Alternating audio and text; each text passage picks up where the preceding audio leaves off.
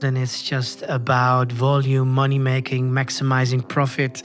I mean, this started these 2,500 years ago, and this is a reflection, an echo of the past.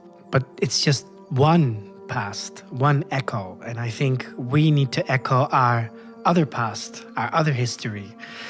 So we need to go back to this communal understanding and being in service of nature as part of nature. Hello everyone and welcome to the podcast Digging Deeper by Stichting Boerengroep Wageningen. This podcast will dig deep into agriculture matters and practices.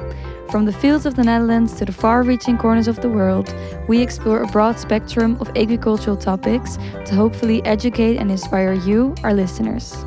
Our episodes will provide knowledge from both science and practice to explore every topic from multiple perspectives.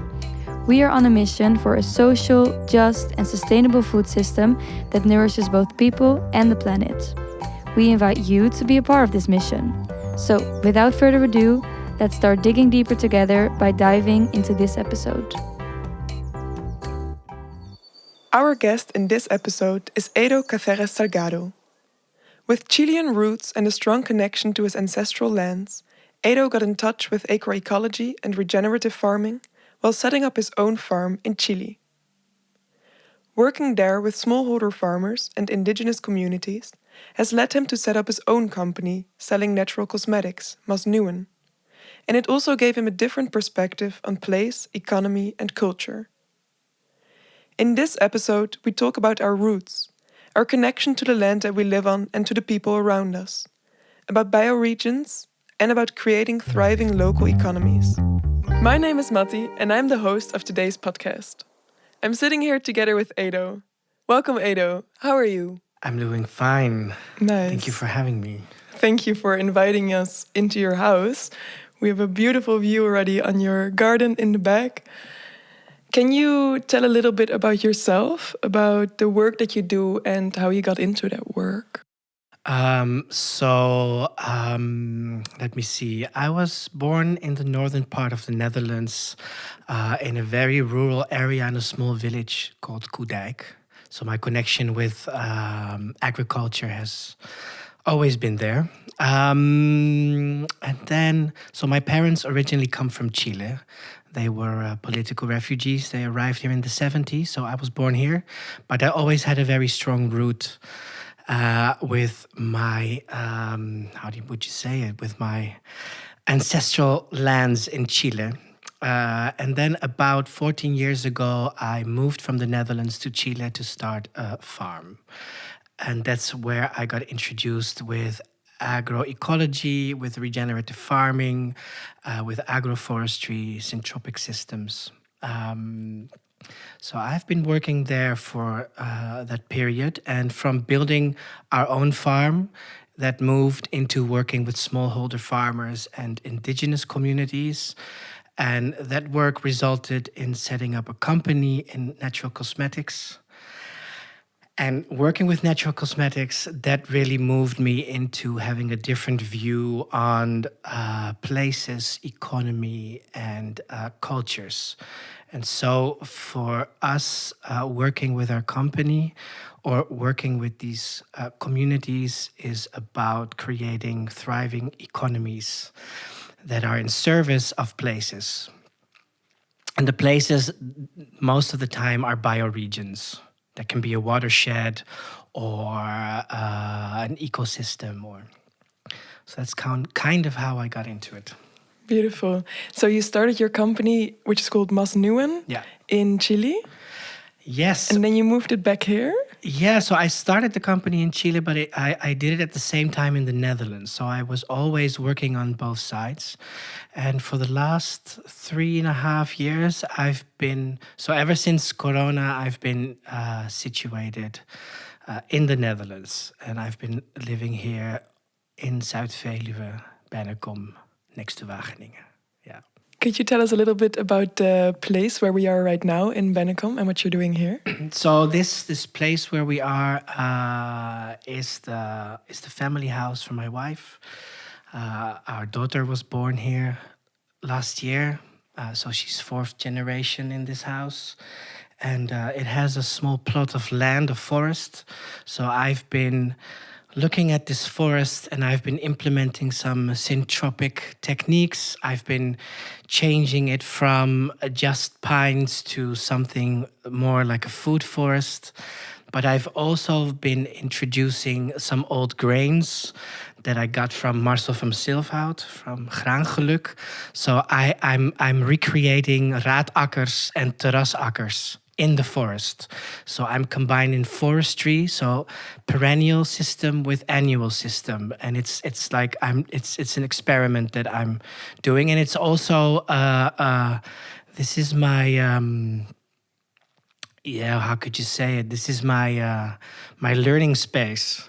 So while I'm doing the forest, I'm learning about the history of this area and where this house is built upon, and how this area was created, co-created by nature and by humans for at least 10,000 years. So I've been learning a lot here. Yeah.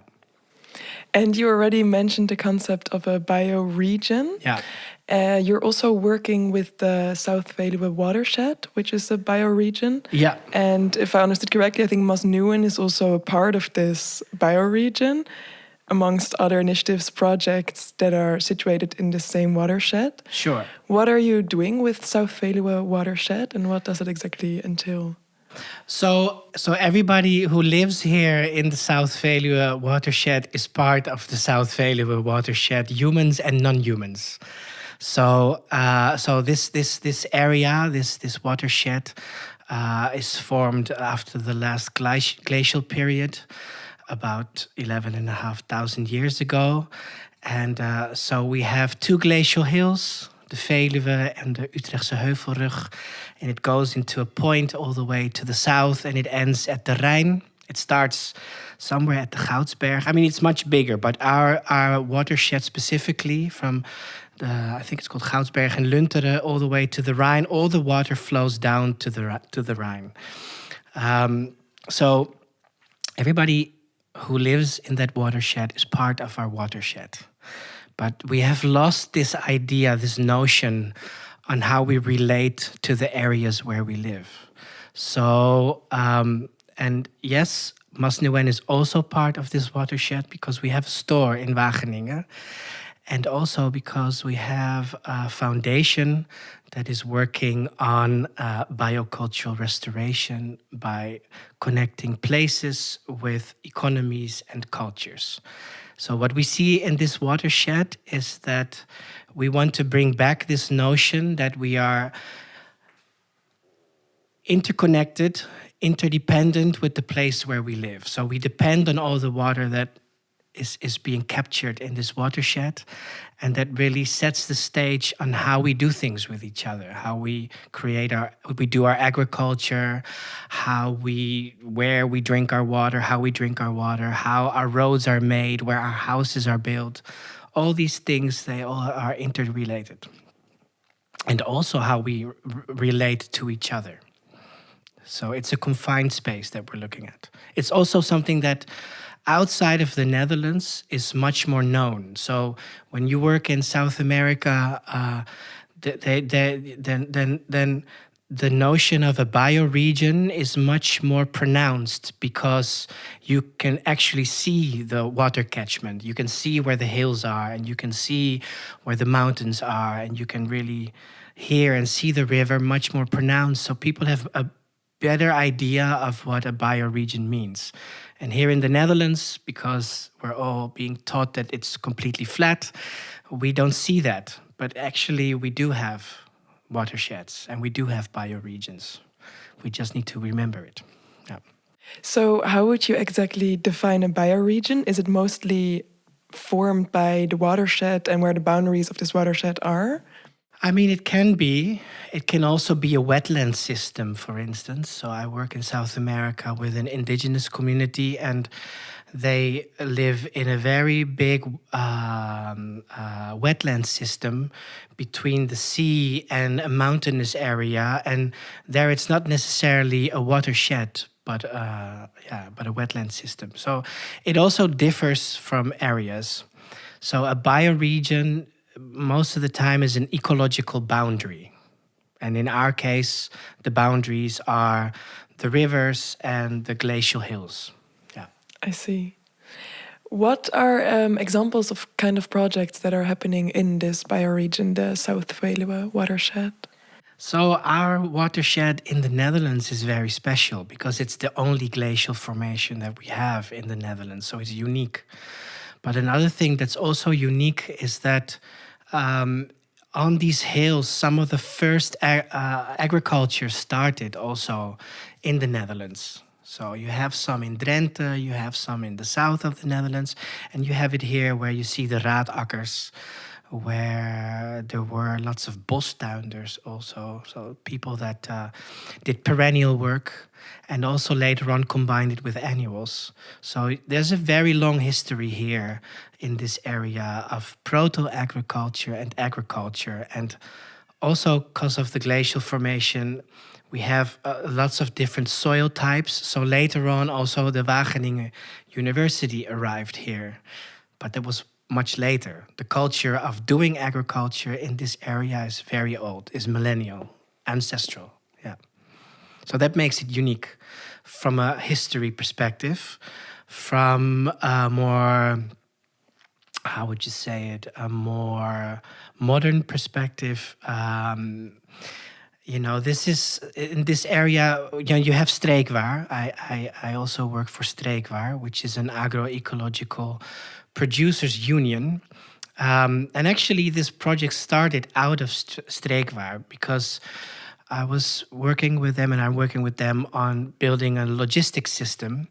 And when we started making that, I started to look at this area like I do in South America. I was like, so what is the bioregion?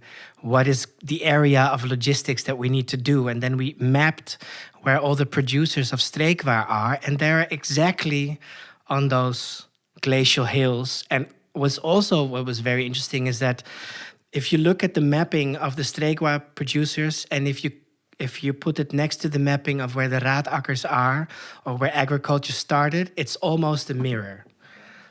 So that was very interesting to understand. And when we saw that, we thought, okay, so actually we need to talk about our bioregion because we have a collective culture here. And what's very interesting is that if you look at the Netherlands, there's lots of area development going on, but there aren't many places like this area where there are so many people working on ecology, agro-ecology, farming, and not just in this area itself, but also people that live here. They do this work in other places. So it's a small area, about 10,000 hectares, with a very high concentration of very knowledgeable people when it comes to maybe implementing future systems that have been doing this also for almost 3 decades in some cases. Some of the first CSAs were here. So if you start looking at the richness of knowledge in this specific area, then it's pretty impressive. But one of the things that we saw is that people that work farming tend to just stay in the area, in the silo of people that do farming. People that work biology, they just tend to stay in their own silo and they just connect with people that do biology. And so our idea was, if we start looking at this watershed and if we want to create this living culture of people that are doing economy, that are creating a culture in service of this place, then first of all, they should connect with each other. And that also goes for the people in institutional or in the institutional systems. So people from university should connect with farmers, farmers should connect with artists, artists should connect with biologists, and so on.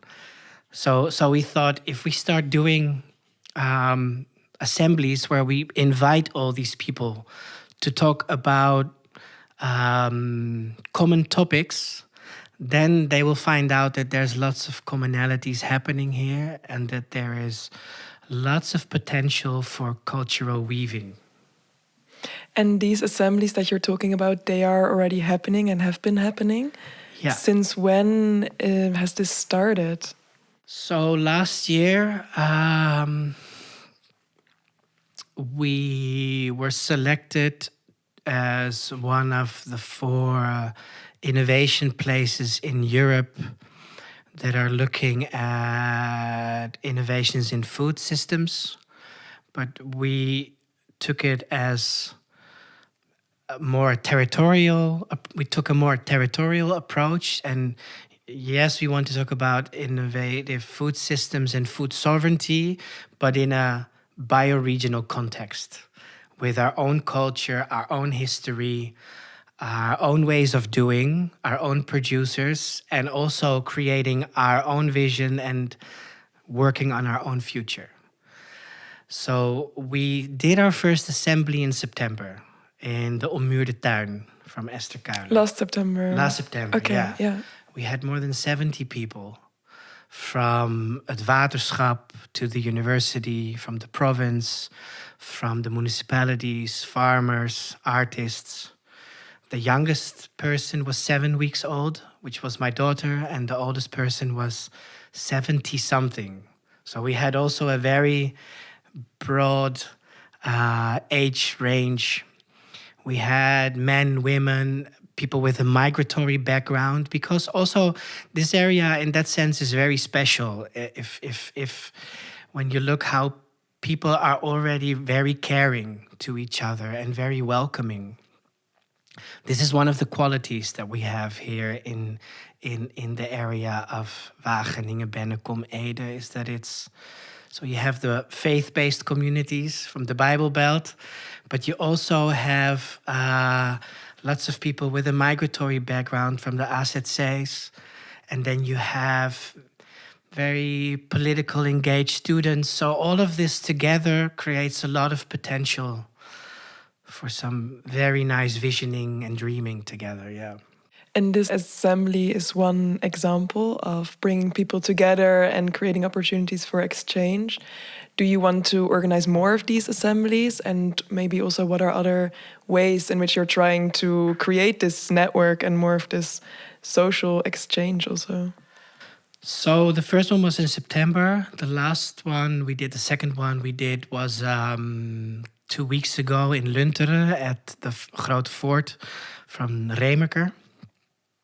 And this time we had about 60 people and much more younger people and people that are doing projects like Drinkable Rivers Wageningen.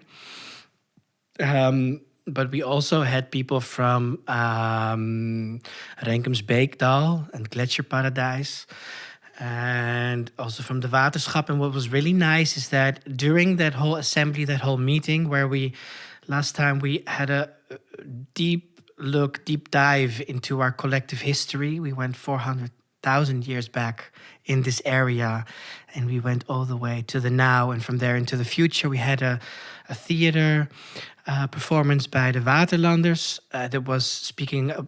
They were speaking the voice of the watershed, who was female, by the way, and speaks from the water element. And what's really nice is that all these people, they really embodied what it means to live here. And what was great, at the end of the day, everybody started to connect, like people that you didn't expect. So we had a few guys that, they go in the morning, they go swimming in the Rhine. They call themselves the Rhine spirits. And they were singing chants, and they were connecting with the people from the Waterschap.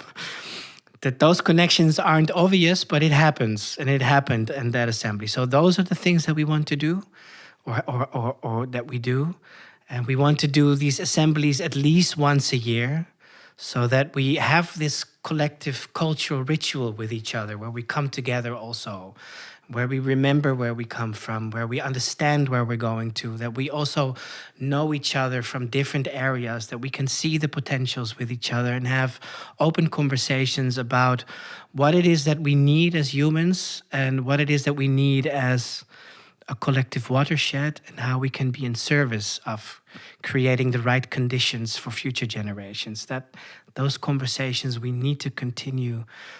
We need to have those conversations, and they need to continue. Yeah. Yes. You already mentioned a bit in the beginning that we've lost a bit of connection to the land, to each other, to our roots in this area. And you also mentioned the concept of biocultural restoration. What does that exactly mean? So, so you have this whole idea that is pretty strong also in this area, is the separation of man and nature, and looking at nature as a place of recreation, and looking as man as a being that only creates destruction. That's a very new eco-modernist sort of perception, that if you really start going back 400,000 years or 10,000 years, then you see that we were actually beings living in interdependence with our surroundings. We're a symbiotic being, that we actually have a role inside of nature. We're not separated from that. So understanding that we are part of nature and that we have a role as a steward of taking care of our collective nature, that idea already is a biocultural restoration process, because you start to, instead of disassociating with nature, just by knowing that you're part of it, you start to integrate with nature. Now, that's an internal work that we could do. And those things also happen in these assemblies, is that people start to feel that they are part of nature because they start to understand that they have a role in nature.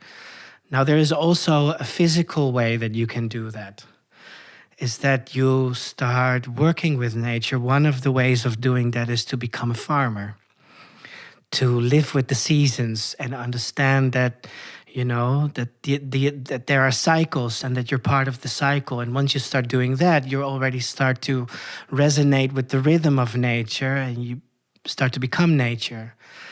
But we can also take it a step further, is that if everything we do is in service of nature, not just working agriculture, but how we walk, how we work, what we do with our energies, so our economic energies, where do we invest our time, our money in?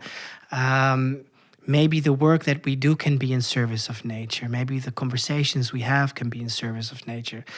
Maybe we can teach our children that they should be in service of nature. That all of that is part of biocultural restoration. So it's taking it a few steps further. And I think that farmers have that innate capacity to understand that they are part of nature because they work the cycles. But I think that an artist also has that capacity to understand that they are part of nature.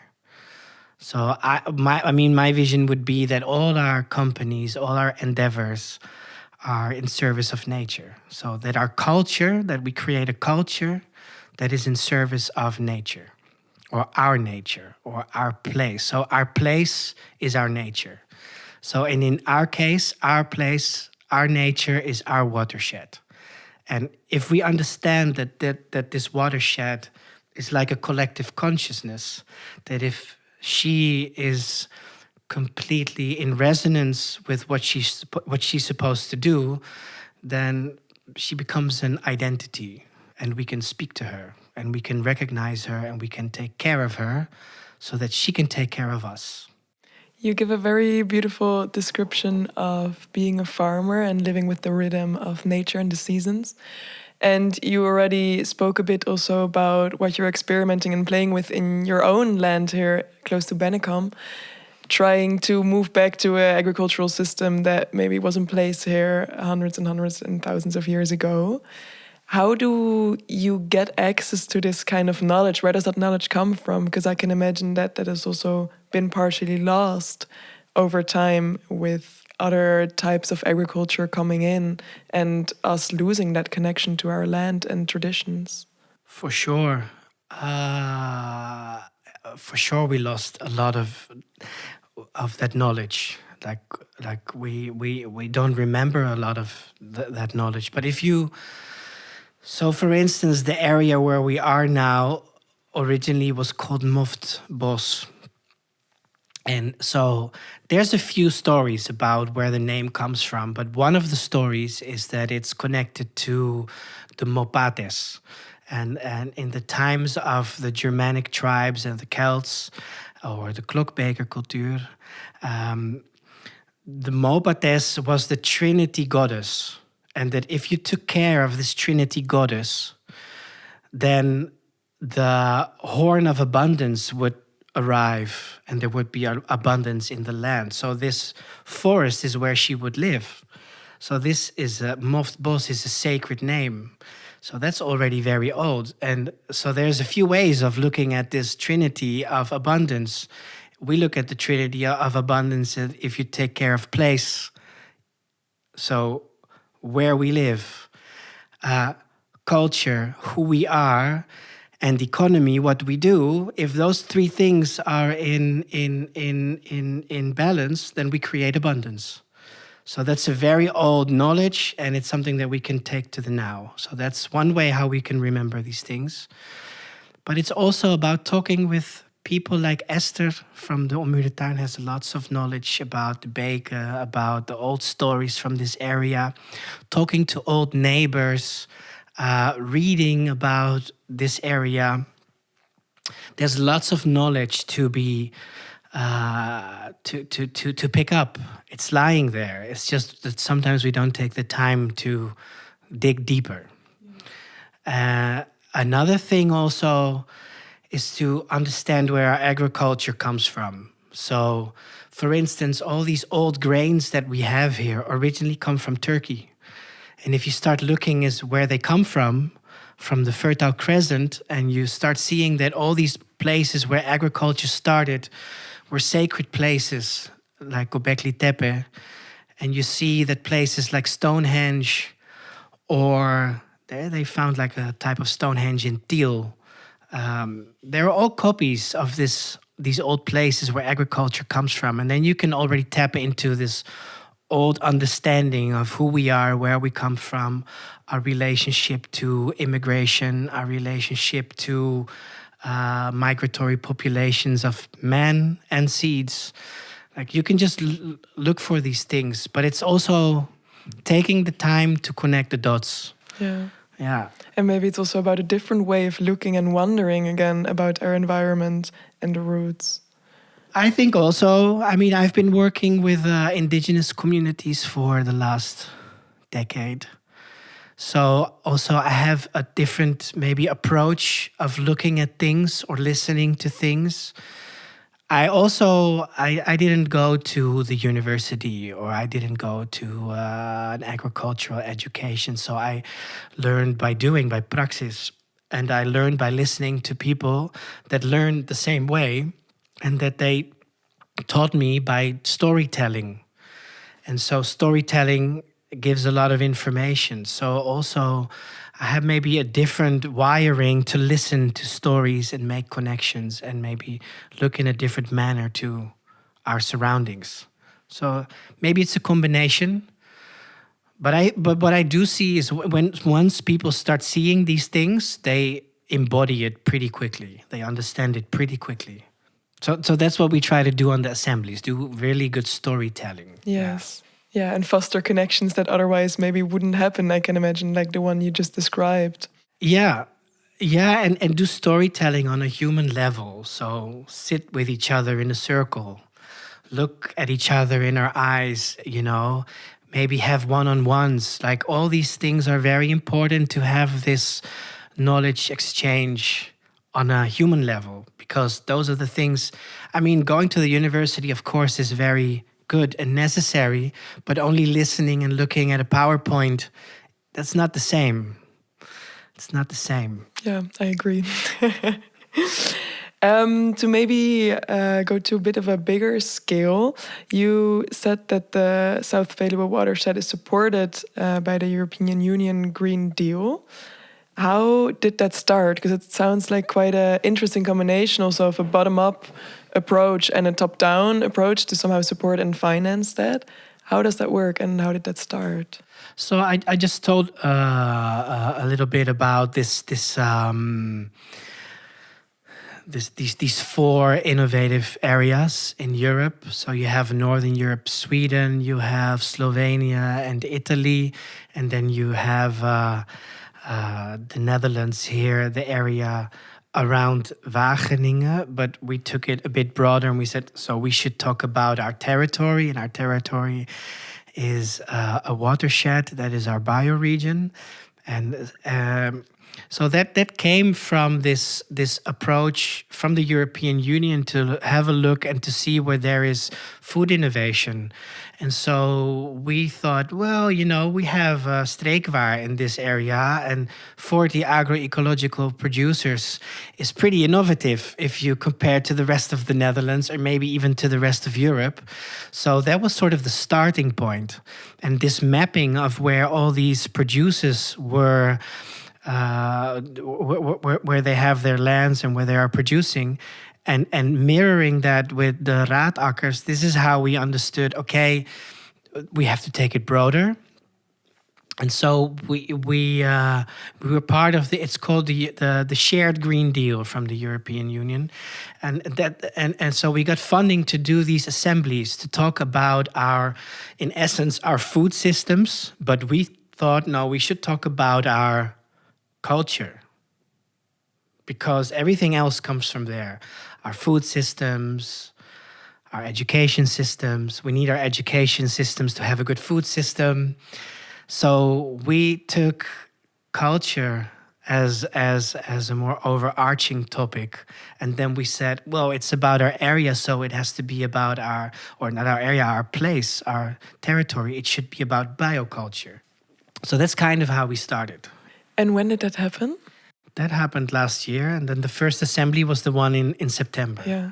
Would you say that you feel rooted here?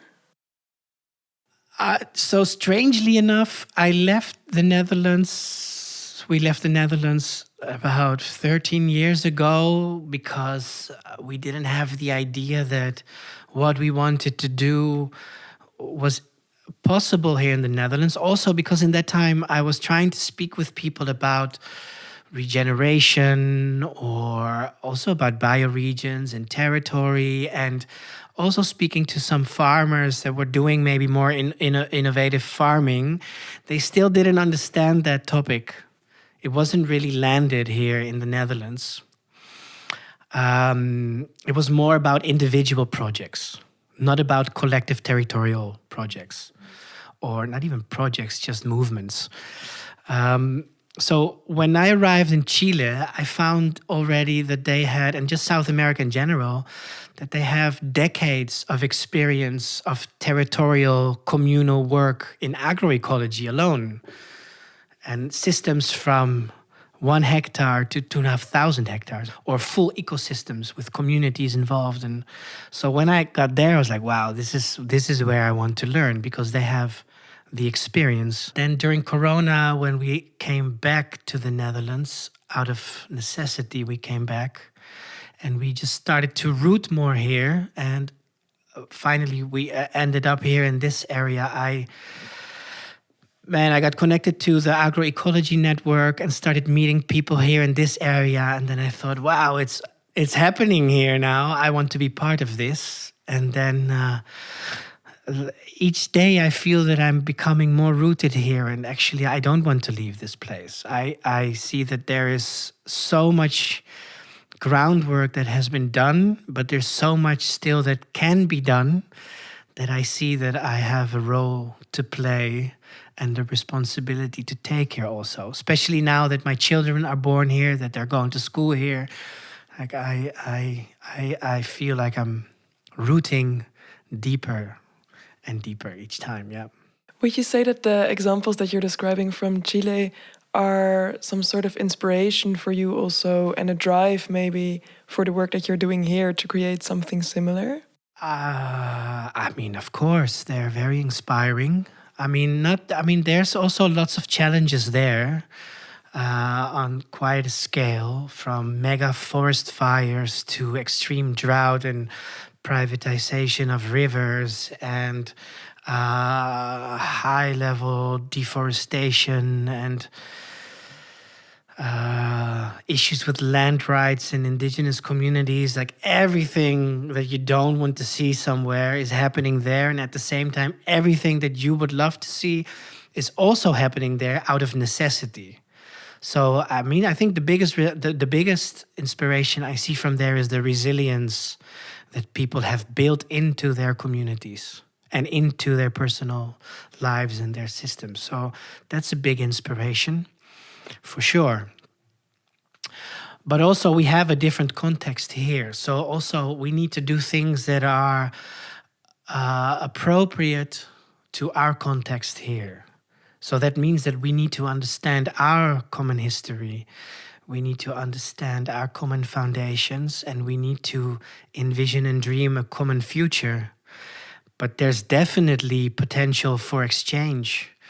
There should be. I mean, there's a lot that we can learn from South America, or the global South for that matter. There is, they're ahead of the game out of necessity. We have this very strange idea here that we from the Netherlands, we go and we bring the innovation to the rest of the world, but actually we're pretty much behind here on many levels. So I think we can learn some humility from the South, and some resilience, and some good visioning, good dreaming. They really know how to dream.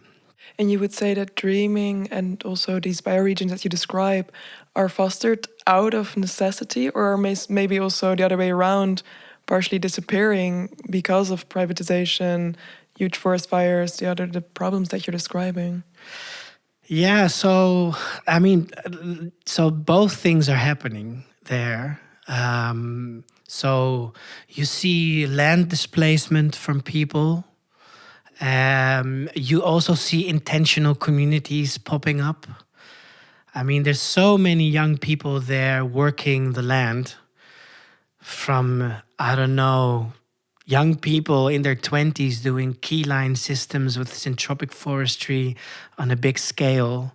Also, I mean, I have to say, in Chile, there's the same amount of people living as in the Netherlands, but it's, I think in land mass, it's about 20 or 25 times bigger than the Netherlands. It's just, there's so much more land there, so much more room.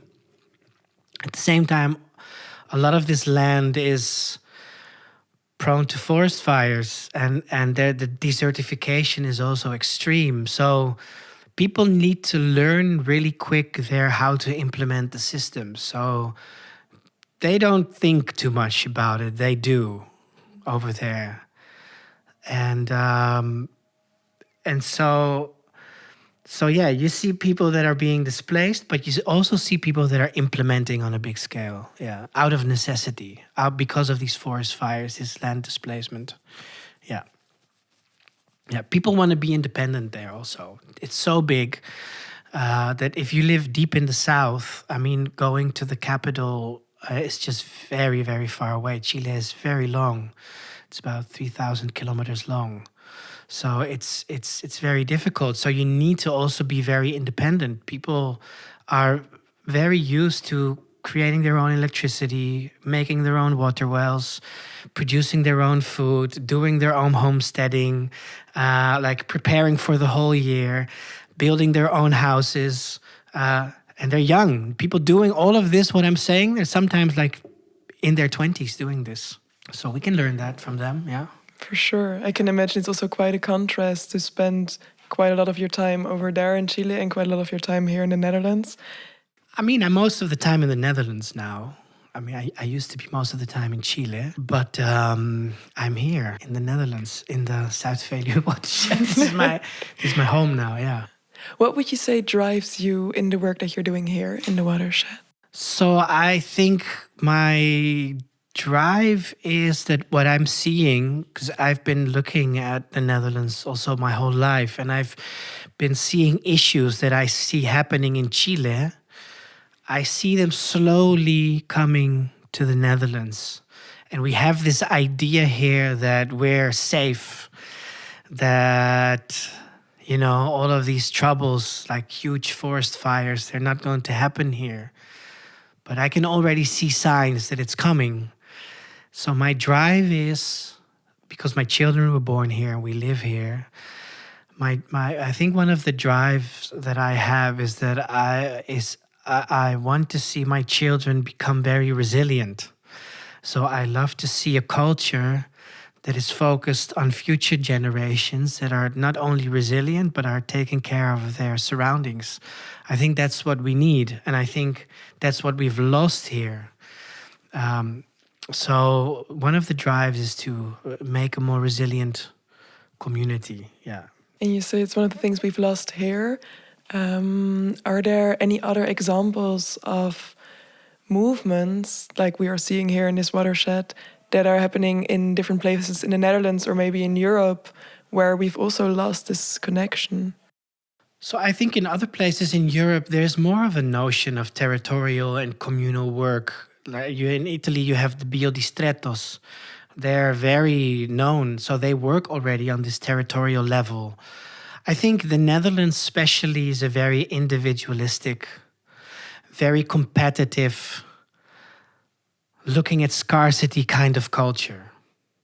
And when you are competitive and your idea is that we're living in a world of scarcity, then you start to become very extractive because there isn't enough.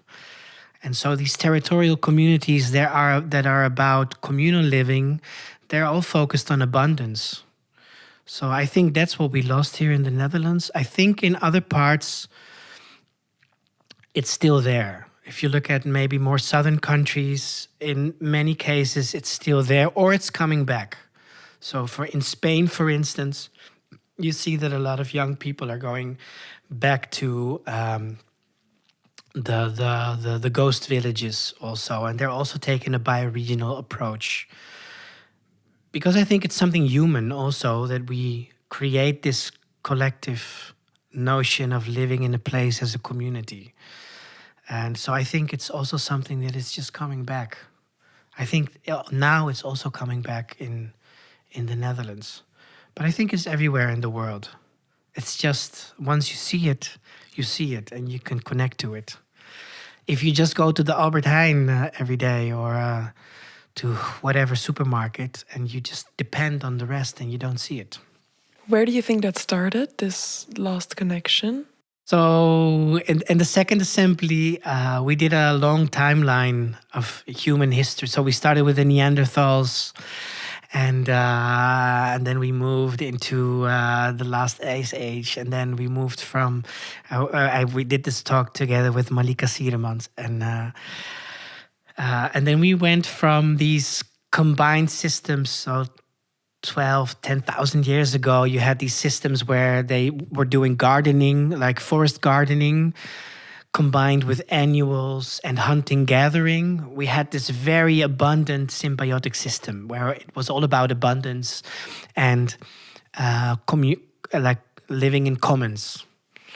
And then the more we started focusing on the annual systems, the grains, so the more we started doing this annual producing of grains and creating volumes of seed, this notion of extraction, the more we got into that, and especially when the first Romans arrived in this area and started to displace people from their land, this is where we see a big drop in the change of our culture that is in symbiosis or has an interdependent relationships with our surroundings. Because from that moment on, it really became about extracting and oppression, paying taxes, all of these things. So I would say about 2,500 years ago, that was the first beginning of this patriarchy of being oppressed, being displaced. And then if you move on to 500 something years ago, when the first colonization happened of South America, it became worse, and from there we went into neoliberalism, and it became even more terrible. So it was a sliding scale going down 2,500 years ago, and it just became more and more. Would you say that big agricultural companies nowadays are maybe taking that same position of using a lot of the land with similar principles that they're working with, and thereby not leaving so much space anymore for other sorts of farmers that are having a very different relationship to the land. 100%. I mean, they're 100% extractivistic, and they're in many cases very colonial. They go to these places in the southern hemisphere. They do land displacement, and they start to push chemicals, fertilizers. They push the people out. They push the culture out, and it's just about volume, money making, maximizing profit. I mean, this started these 2,500 years ago, and this is a reflection, an echo of the past. But it's just one past, one echo, and I think we need to echo our other past, our other history. So we need to go back to this communal understanding and being in service of nature as part of nature. I think these modern big agro companies, they are just they are completely disconnected, non-natural, inhuman systems. Yeah. Yes. Yeah. What would you say are to summarize also a bit the principles at the basis of your work, and maybe also how to transfer that to different places where this connection has also been lost, and where it would be beautiful to also refoster these connections with each other and with the land? I mean, the principle would be going back to the trinity of who we are, or where we are, who we are, and what we do. And if those three elements are in service of the places where we live, so if we can create cultures that are in service of life, if we can create economies, and not economies in the sense of money making, economies in the essence of the word of taking care of our surroundings, taking care of our home, how we exchange our energies, how do we live with each other? If we can create economies that are in service of our cultures and our places, so that our places can be in service of our economies and our cultures, then we're there. And it's not so difficult. It's not so difficult to understand that we need to be living in service of life as part of life. But it means that we need to maybe radically change the way that we're doing things. So that also means that maybe we need to let go of some of the ways that we buy our groceries, or how we buy our clothing. And it's not that utopian. It's going to be a necessity. In a world that we're living now, where things are becoming more critical each time, we need to fundamentally change our cultures. Cultures in plural also. So it's also not about creating one culture, one system, because each place has a different geophysical situation or look or reality. Each place has a different history, so therefore each culture is a different culture. And so we also need to understand that we need to have this plural look to our places and our cultures and our economies. They need to be created in such a way that they are in service of the place that we're living these cultures or doing these economies. Yeah. It also is a way of embracing our diversity. Thank you. I would like to slowly wrap up the episode, and I would like to ask you a question, maybe also to bring it a bit to a personal level for the people who are listening. How would you say could we, on a daily basis, try to make people wonder a bit more again about the environment that they're living in and the roots and the traditions that are part of this? So I would say have a good look of where you come from. So we all have ancestors, and we are all indigenous to the places where we live and where we were born, or where our ancestors were born. So I would say look further than the Romans did back into time. Like really look where we come from as a human species and how we were living with our surroundings. Just to have an idea who we are. I think that's one thing that we can do. Another thing that we could do is try to understand nature's cycles and see how you can fit that maybe in your daily life. Go outside, have a look at the stars and at the moon and see how they move in a cycle. I mean, it sounds esoteric, but maybe it'll humble you a bit and make you understand that you're just a tiny, tiny particle in an immense multiverse. So those things can connect us. Talk with people, and maybe even better, so listen to people. Yeah, talk to an elder, listen to an elder, ask questions. Ask a lot of questions, listen a lot. Those things, yeah. Yes, thank you. Thank you for a very inspirational story. Do you have any last remarks or things that you feel like we missed or you would still like to touch upon? No, it was a wonderful story. I was happy to share. And I would say go to our website from het stroomgebied, stroomgebied.org. Perfect. We'll link that in the description also. Wonderful.